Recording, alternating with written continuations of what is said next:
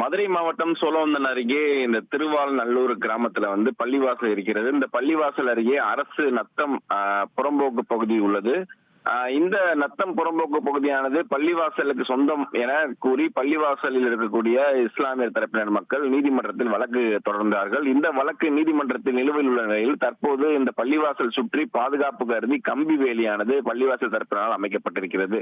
அரசு அனுமதியின்றி அரசு நிலத்தில் கம்பி வேலி அமைத்தது கண்டித்து அரசு தரப்பில் மதுரை உயர்நீதிமன்ற கிளையின் உத்தரவின் பேரில் தற்போது வாடிப்பட்டி வட்டாட்சியர் ராமச்சந்திரன் தலைமையில சமயநல்லூர் துணை கண்காணிப்பாளர் ஆனந்தராஜ் தலைமையில் 100க்கும் மேற்பட்ட போலீசார் பாதுகாப்புடன் இந்த கம்பி வேலியானது அமைத்ததை ஜேசிபி இயந்திரத்தின் மூலம் அகற்றி முயற்சி செய்திருக்கிறார்கள். இதற்கு எதிர்ப்பு தெரிவித்து சுமார் 200க்கும் மேற்பட்ட இஸ்லாமியர்கள் ஒன்று திரண்டு எதிர்ப்பு தெரிவித்து ஜேசிபி இயந்திரங்கள் உள்ளே விடாமல் தடுத்ததால் போலீசாருக்கும் இஸ்லாமியர்களுக்கு இடையே பொதுமக்களுக்கு இடையே வாக்குவாதமானது ஏற்பட்டது. பிறகு அது தள்ளுமுள்ளாக மாறியது. கம்பி வேலி அகற்றுவதற்காக எதிர்ப்பு தெரிவித்தவர்களை காவல்துறையில் கைது செய்யக்கூடிய சூழல் உருவாகி இருக்கிறது. தற்போது கைது செய்தவர்களை இறக்கி விடுமாறு இஸ்லாமிய பெண்கள் காவல்துறை வாகனத்தின் முன்பு போராட்டமானது ஈடுபட்டு இருக்கிறார்கள் என்பது குறிப்பிடத்தக்கது.